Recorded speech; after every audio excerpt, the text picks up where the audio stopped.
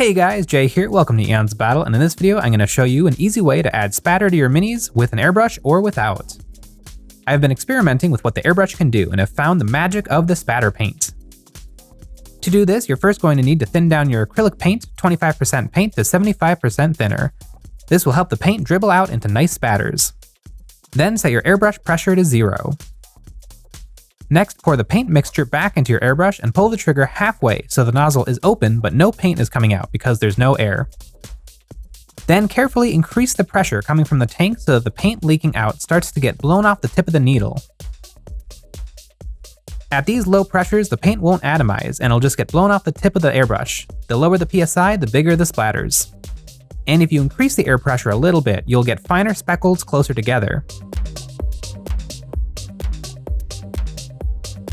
If you don't have an airbrush, there's another method. Begin the same way, mixing up some watery paint, and then dip an old toothbrush into the mixture. Scrape your thumb across the bristles so the paint is thrown off. This gives the same effect, but you don't have that nice control you do with the airbrush.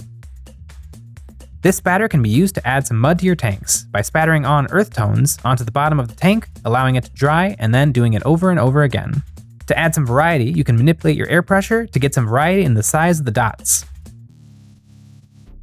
I find that this gives me a much more interesting effect than simply dusting the models with color. The texture is much more interesting to look at and it has a nice energy to it.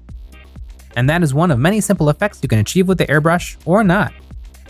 We make tutorials like these every single week, and if you like them, you can help us out by supporting us over on Patreon. And you'll get some behind the scenes and exclusive content as well.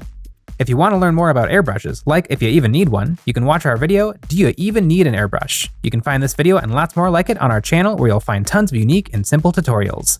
But that's all for this video, I hope you enjoyed, and as always, thanks for watching.